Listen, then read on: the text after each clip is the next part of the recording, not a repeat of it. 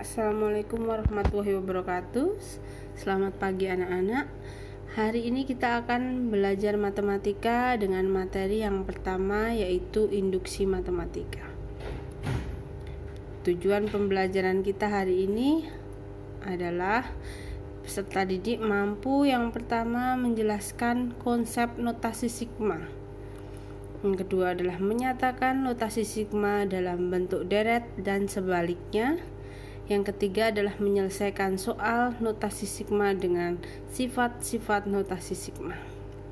Nah, kita belajar dulu notasi sigma atau simbolnya atau lambangnya seperti huruf E besar. Misalnya sekarang kita punya suatu deret bilangan 3 ditambah 5 ditambah 7 ditambah 9 ditambah 11 ditambah seterusnya sampai ditambah 2n plus 1.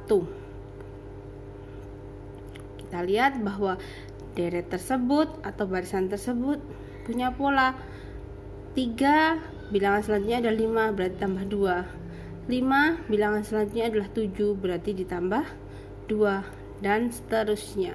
Berarti barisan tersebut memiliki pola tertentu atau dia memiliki pola yang sama, yaitu ketika bilangan atau barisan itu punya pola tertentu, maka kita bisa menentukan bilangan-bilangan selanjutnya. Seperti setelah 11 kita tahu bahwa dia akan menjadi 13 dengan pola yang ada.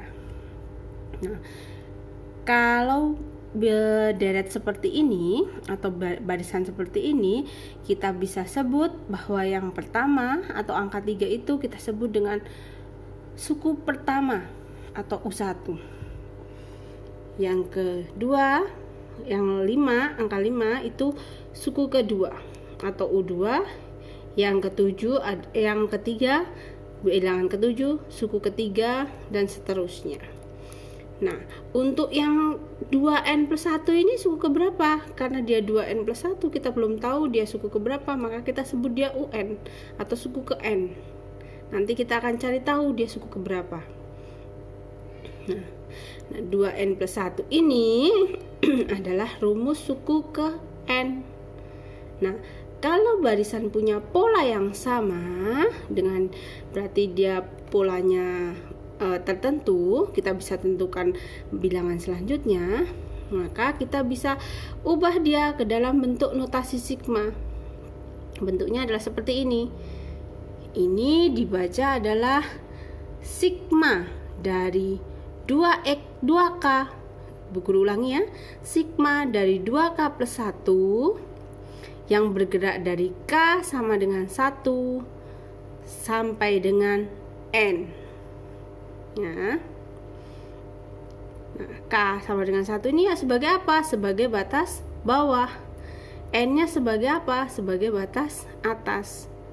Ya, jadi bentuk deret tersebut yang punya pola tertentu, maka dia bisa diubah ke dalam bentuk notasi sigma atau bentuknya seperti itu. Nah, kalau barisan tersebut tidak punya pola, misalnya dari 3 ditambah 5 ditambah 9 ditambah seterusnya, kita tidak tahu angka selanjutnya berapa, artinya dia tidak punya pola tertentu, maka tidak bisa dijadikan bentuk notasi sigma. Jelas ya? Maka dari sini kita bisa simpulkan bahwa notasi sigma adalah cara singkat atau pelambangan dalam menentukan deret bilangan yang memiliki pola tertentu.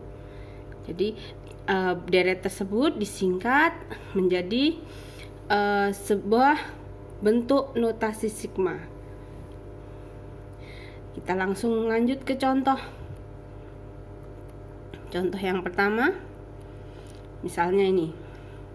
Sigma dari 3k dikurangi 2 dan bergerak dari k sama dengan 1 sampai dengan 6. Maka dia batas bawahnya adalah 1, batas atasnya adalah 6. Dengan rumus suku ke n, 3k dikurangi 2. Kenapa dia k bukan n? Karena simbol yang di sini k. Kita mengikuti simbol yang di sini. simbol yang batas bawah ini. Ya, simbol yang batas bawah ini. Kalau dia N, maka ini N. Kalau dia misalnya S, maka di sini S dan seterusnya. Setelah itu K ini diganti dari 1 sampai 6 karena batasnya 1 sampai 6, maka diganti 1 2 3 4 5 6. Maka ini rumusnya tetap, tapi hanya K-nya yang diganti. 3 dikali K-nya ganti 1 dikurangi 2 ditambah 3 kali K-nya ganti 2 dikurangi 2 sesuai rumusnya ini. Seterusnya sampai K-nya berubah menjadi 6 karena batas atasnya adalah 6 ya. Setelah itu kita cari tahu, oh ternyata 3 kali 1 3 dikurangi 2 1, 3 kali 2 6 dikurangi 2 4 dan seterusnya. Setelah itu kita jumlahkan, hasilnya adalah 51. Seperti itu ya untuk mencari nilai notasi sigma. Jelas? Nah, contoh yang kedua sekarang, kalau kita punya deret bilangan 2 ditambah 5 ditambah 8 ditambah 11 ditambah seterusnya ditambah 56. Nah, disuruh apa ini? Ubahlah ke dalam bentuk notasi sigma. Maka kita tentukan dulu deret ini bisa menjadi notasi sigma atau tidak. Tadi notasi sigma itu pasti deret yang punya pola tertentu. 2 ke 5 ditambah 3, 5 ke 8 ditambah 3, 8 ke 11 ditambah 3. Berarti polanya sama, yaitu ditambah 3. Maka karena polanya sama, dia punya pola tertentu, maka bisa kita ubah ke dalam notasi sigma. Caranya adalah kita tentukan dulu rumusnya. Kenapa? Karena yang diketahui belakangnya cuma 56. Kita belum tahu rumus N-nya berapa. Setelah itu kita cari suku pertamanya. Suku pertamanya kita sebut dengan A atau U1. U1-nya berapa suku pertamanya? 2. Bedanya berapa? 2 ke 5, maka bedanya adalah suku kedua dikurangi suku ke 1 sama dengan 5 kurangi 2 sama dengan 3. Sekarang menentukan rumus suku ke N.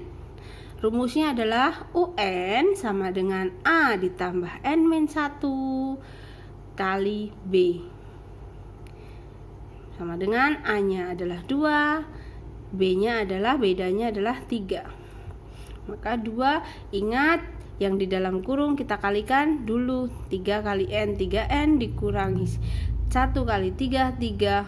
Setelah itu jumlahkan 2 kurangi 3 adalah negatif 1. Maka 3N-1 itulah rumus suku ke N.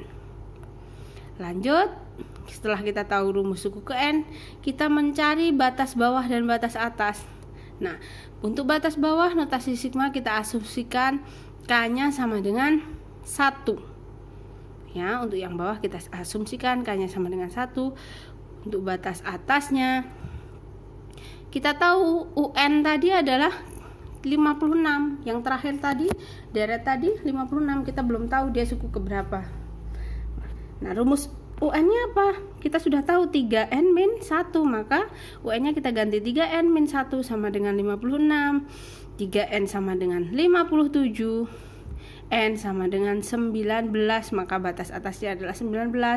Maka notasi sigma untuk deret 2 ditambah 5 tambah 8 dan seterusnya adalah sigma dari 3K dikurangi 1 bergerak dari K sama dengan 1 sampai dengan 19. Sampai sini jelas ya. Kalau yang masih mau memahami, di pause dulu videonya, pahami dulu. Setelah itu nanti kalau sudah paham lanjut. Selanjutnya sekarang kita belajar sifat-sifat notasi sigma. Yang pertama, sigma dari K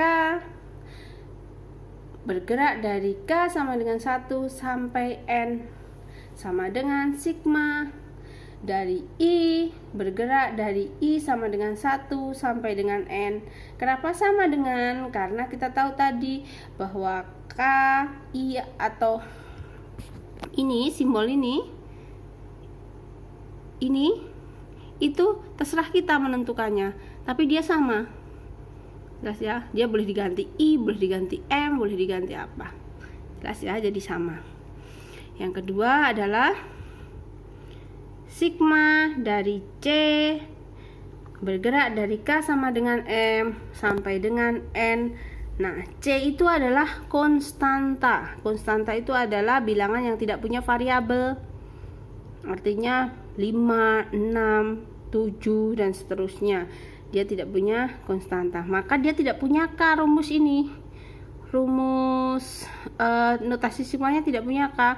Maka tidak ada yang bisa menggantikan K. Di mana K di sini untuk menggantikan yang di bawah ini? Tidak ada. Maka rumusnya adalah N dikurangi M ditambah 1 dikali C. Kita coba contoh. Sigma dari 4, ulangi, sigma dari 4 bergerak dari K sama dengan 2 sampai 5. Batas bawahnya kita tahu 2, batas atasnya adalah 5. Terus kita tidak punya K di sini untuk rumus suku ke N-nya 4 ya. Ya. Maka dia pakai sifat yang kedua. 5 dikurangi 2 ditambah 1 dikali 4, 5. Hasilnya adalah 16. Yang ketiga adalah ulangi, sigma C dikali K dari C dikali K, bergerak dari K sama dengan 1 sampai N. C ini adalah konstanta lagi, sedangkan K itu adalah rumus variabelnya. Jadi C nya bisa dipindah ke depan dengan syarat bahwa C dan K itu hubungannya adalah perkalian, tidak boleh penjumlahan ya. Maka C nya ditaruh di depan. C sigma dari K, bergerak dari K sama dengan 1 sampai N. Kita coba lihat contoh soalnya. Misalnya ini, sigma dari 3K, bergerak dari K sama dengan 1 sampai 6. Kita tahu rumusnya adalah 3K. 3 kali K, maka bisa dipisah. Bentar. Bisa dipisah, maka 3 dikali sigma dari K, bergerak dari K sama dengan 1 sampai dengan 6. Maka tinggal range-nya kan batas bawahnya 1, batas atasnya 6. Ya sudah, K-nya diganti 3 dikali sigmanya itu kan penjumlahan dari batas bawah sampai batas atas, karena rumus suku ke N-nya hanya K. K-nya diganti batas bawah sampai batas atas. 1 tambah 2 tambah 3 tambah 4 tambah 5 tambah 6. Maka 3 kali 21 sama dengan 63. Jelas ya? Selanjutnya yang nomor 4 ada ini. Ini seperti contoh yang punya LKS, silahkan dibuka halaman 5. Ada mengubah batas bawah dan batas atas. Nah, untuk mengubah batas bawah dan batas atas itu bisa menggunakan sifat yang ini. Ya. Dengan P adalah bilangan bulat. Nih. Misalnya tadinya batas bawahnya M, batas atasnya N, maka ketika batas bawahnya ditambah dengan P itu bilangan bulat, angka berapapun itu, maka batas atasnya juga dijumlahkan, ditambah dengan yang sama. Tidak boleh batas bawah misalnya ditambah 3, batas atas ditambah 2, atau batas bawah ditambah 3, di batas atasnya tidak ditambah. Tidak boleh. Jadi batas jarak antara batas bawah dan batas atas selalu sama. Ya, jadi kalau ditambah 3 ya yang atas tambah 3. Nah, yang terjadi dengan rumusnya adalah K-nya dikurangi dengan penjumlahan tadi di batas bawah batas atas. kebalikannya ya. Nah, untuk yang selanjutnya ketika batas bawahnya dikurangi P, batas atasnya dikurangi P, maka yang terjadi adalah rumusnya malah ditambah dengan P. P itu angka ya. Kita langsung ke contoh. Misalnya tadinya sigma dari 2K dikurangi 3 ya, bergerak dari K sama dengan 2 sampai dengan 5. Tadinya batas bawahnya 2, batas atasnya 5. Kita mau ubah batas bawahnya jadi 3, batas atasnya 6. Oh, ternyata ketika batas bawahnya 3, maka 3 ini dari mana? 2 tambah 1. Yang atas juga 5 tambah 1, berarti ditambah 1 dia. Maka apa yang terjadi dengan rumusnya? Dengan rumusnya adalah dikurangi 1, tapi yang dikurangi adalah K-nya, bukan 2K ya. K yang dikurangi, maka dalam kurung 2 kali K min 1 dikurangi 3 ya. Maka yang terjadi adalah 2 kali K, 2K, 2 kali 1, 2 dikurangi 3 menjadi 2K min 2 dikurangi 3. Maka sigma dari 2K dikurangi 5 bergerak dari K sama dengan 3 sampai dengan 6. Itu rumusnya ya. Maka selanjutnya tinggal dimasukkan 3 sampai 6 ke K-nya. 2 kali 3 dikurangi 5 ditambah seterusnya sampai 6. Hasilnya adalah 16. Kalau yang belum paham boleh di-pause dulu videonya, dipahami dulu. Boleh diulangi lagi. Kalau yang sudah jelas kita lanjut ke contoh kedua. Contoh kedua ini adalah sigma K sama dengan 4 K dari 3K dikurangi 1 bergerak dari K sama dengan 4 sampai dengan 7. Kita mau ubah batas bawah batas atasnya menjadi K sama dengan 1 dan batas atasnya 4. Apa yang terjadi? Kira-kira pakai yang mana? Silahkan dicoba ya. Sekarang yang nomor 5, sifat yang kelima adalah ketika sigma dari K bergerak dari K sama dengan 1 sampai dengan M dikurangi 1 ditambah sigma dari K bergerak dari K sama dengan M sampai dengan N, maka yang terjadi adalah sigma dari K bergerak dari K sama dengan 1 sampai N ya. Ini bisa dijumlahkan kalau perhatikan. Ini M kurangi 1, ini M. Berarti dia nyambung ya. Kalau misalnya ini 6 M-nya 6 kurangi 1 berarti 5, berarti yang ini 6. Habis 5, 6, maka batasnya nyambung 1 sampai 5, ini 6 sampai N, misalnya 9. Dan rumusnya harus sama. Ya, rumusnya harus sama. Kalau rumusnya berbeda, tidak bisa menggunakan sifat yang ini. Jelas ya. Dan batasnya harus nyambung. Misalnya ini 1, ini 3, ini 9, ini 10. Tidak bisa. Kenapa? Karena ini 3, ini 9. Ada kekosongan 4 sampai 8. Maka tidak bisa jadi 1 sampai 10. Jelas ya? Nih, dengan M kurang dari N. Contohnya misalnya ini. Kita lihat dia. Oh, yang pertama adalah batas bawahnya K sama dengan 1, batas atasnya 4. Yang kedua ditambah ada rumusnya 2K. Yang kedua adalah batas bawahnya K sama dengan 5, batas atasnya 7. Nyambung ya, 1 sampai 4, 5 sampai 7. Rumusnya juga sama 2K. Maka yang terjadi adalah boleh digabung. Nah, sigma 2K dari 2K bergerak dari K sama dengan 1 sampai dengan 7. Nah, silahkan dicoba cari berapa sudah ketemu rumusnya. Jelas ya. Yang ke-6 adalah sigma dari K sama dengan S sampai dengan S. Dari S sampai dengan S artinya cuma 1, batas bawah dan batas atasnya sama, dari 6 ke 6. Ya, ketika K-nya diganti S-nya 6, ya otomatis jawabannya adalah 6. Jelas ya?